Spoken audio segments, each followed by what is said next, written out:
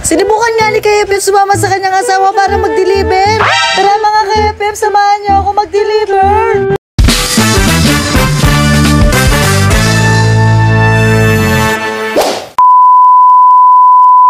Tao po, Shopee! Shopee!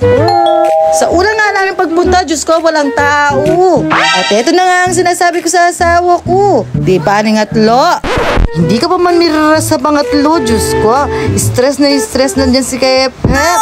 Diyan mo malalaman kung paano mag-deliver, KFF. Kaya tayo mga misis, bago natin awayin natin mga mystery, pag-isipan muna natin.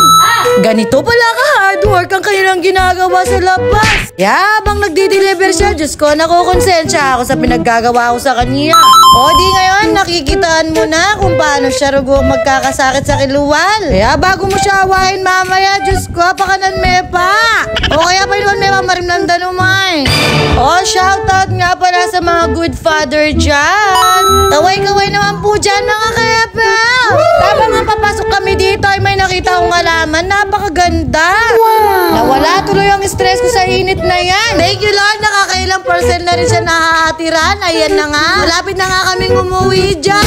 Ay, ginuka KFF. May kapilan ko pa, manakatakang muli. Awyan na piningamanwan ko kay KFF. Paltukyang lang talaga KFF. Kaya naman sinamahan ko siya, Diyos ko. Pinagdadrive ko siya kapag malayo na siya. Kahit pa paano naman nakakatulong ako sa kanya. Hindi nyo nga malalaman kung mahal nyo at mahal nyo ang isa't isa, mga KFF. Kainin mo ang kanyang laway para malaman mo kung kanano ka nakaman. Kadire. Nakshuta! Kaning buri mo sa laki. Mabisiyo. Alang marine.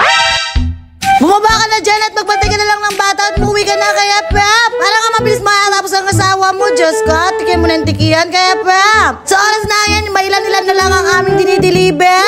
Ay, kinukomel yun akong talaga. Bukod kayo mapali na, makakaliw durat-durat. Diyos ka. Hindi ko na lahat ipapakita sa inyo, mga KFF. Wala ba tuktok ang kubingan, Ken? Ay, Diyos ko. Sa kakaikot namin dyan, naramdaman ko yan, tiyan ko.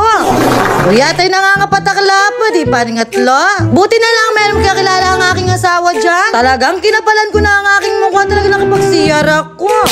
Sino pa na marugong hindi sasakit ng tiyan? Sobrang init. Ay, talagang nakipagsiyar ako. At baka pa ako'y karasnan dyan, Diyos ko. At eto na nga. Patapos na nga kami at bawi na kami dyan, mga KFF.